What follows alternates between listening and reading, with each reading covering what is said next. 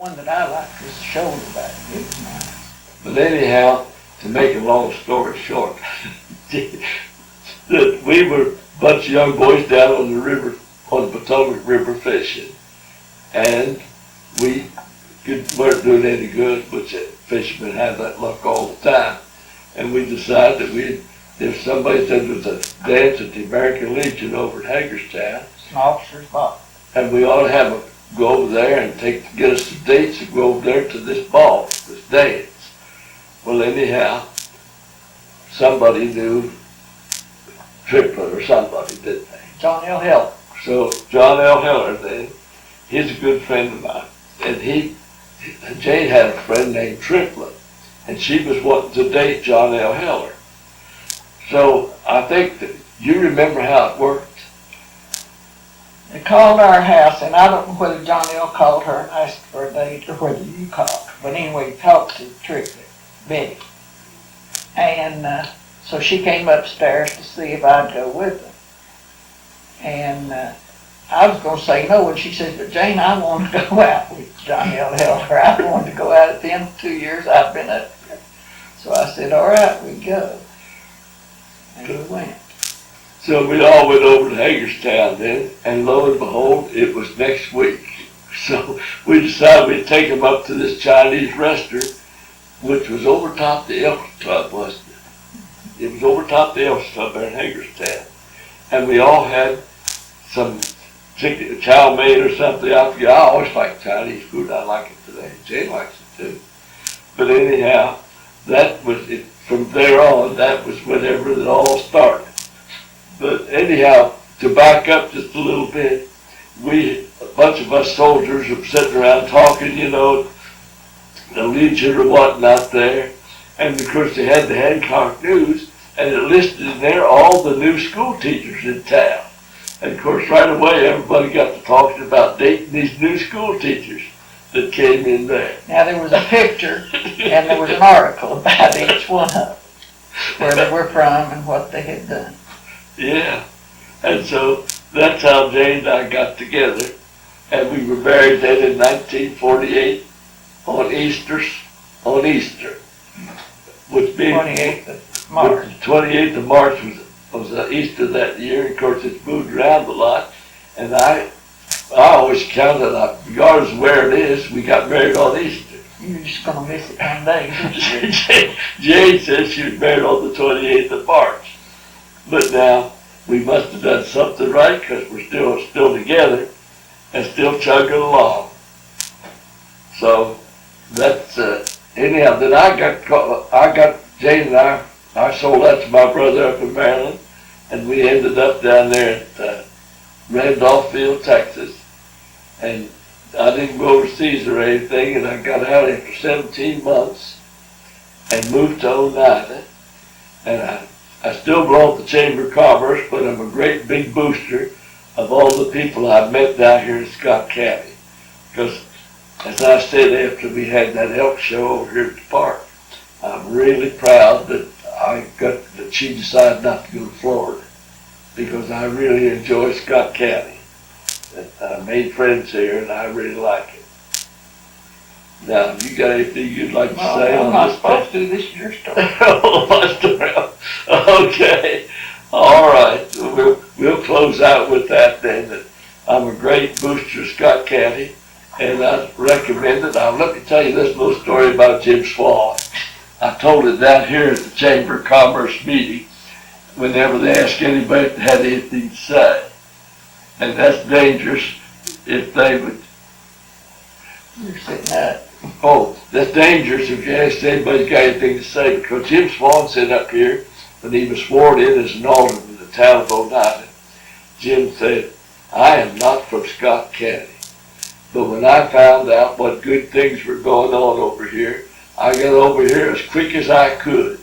And I thought that just about tells it all, because I have really enjoyed my stay here in Scott County.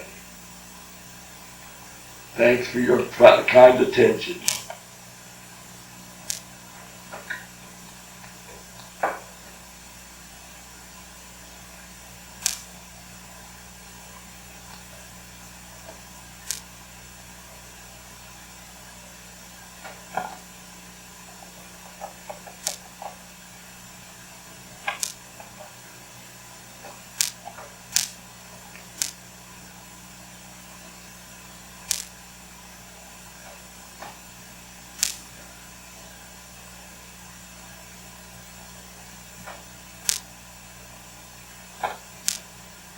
This is the jacket right here that was used in the early days of high altitude flying in Europe.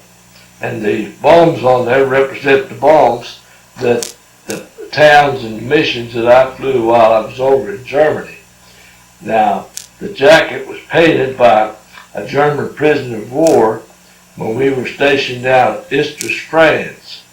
And the girl in the picture on there is from Milton Caniff's Terry and the Pirates. And you know, all the ladies in there had names. And this one right here was named Miss Lace. Miss Lace, yeah. This was Miss Lace right here. And I thought that fella done a wonderful job. You know, most of the prisoners of war, they would paint and do most anything for a pack of cigarettes. A carton of cigarettes at that time would cost us 50 cents. So I think I paid the fella I gave him a carton of cigarettes for painting this jacket for me. And at the time they had pants the same way and the fleece-lined boots. Now, the fleece-lined boots never did go out of style. But there towards the last, we were wearing a nice quilted jacket with quilted trousers, which were real light, were well insulated, and with that electric heated flying suit and long winter underwear on, we were pretty comfortable at 28,000 feet, even though the temperature in the airplane was about 50 to 60 below zero. We had our gloves, we had a silk glove, then we had a wool glove, then we had electrically heated glove over top of all that. And so your hands stayed pretty warm. The electrically heated suit is what really made it nice.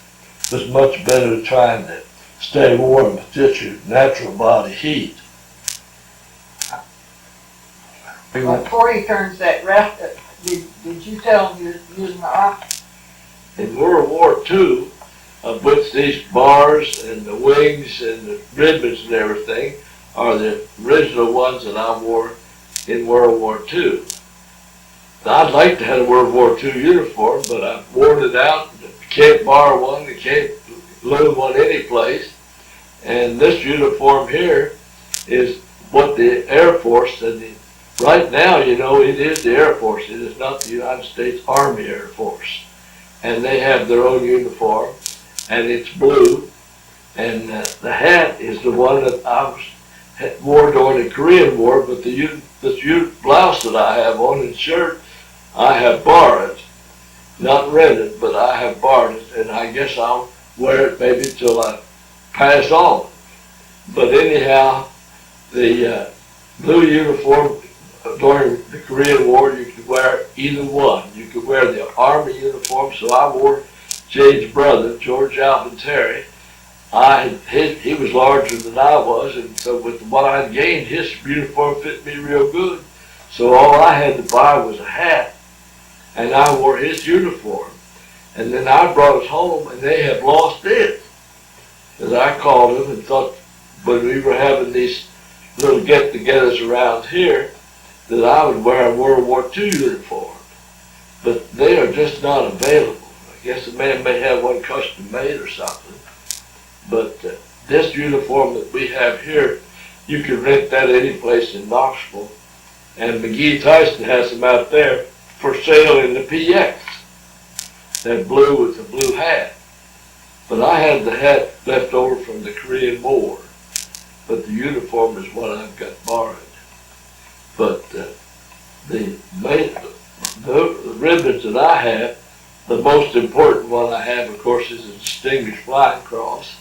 And then I have the Air Medal with 4 clusters, something like that, or 3 clusters. Anyhow, I flew 26 combat missions in Europe about the time when the war was over there.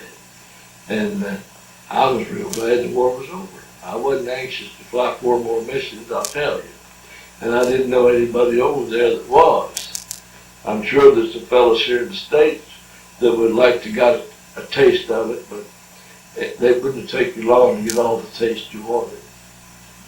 Because those Germans over there, there ain't any aircraft and everything, the flak was really, really bad. There ain't any doubt about that. Anybody that's been through that will tell you, and there's no defense against it.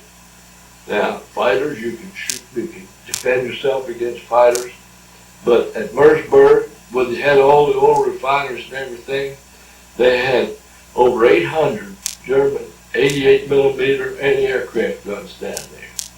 And Jane's uncle Luke was flying with the 15th Air Force, and he bombed the oil fields up there in Romania.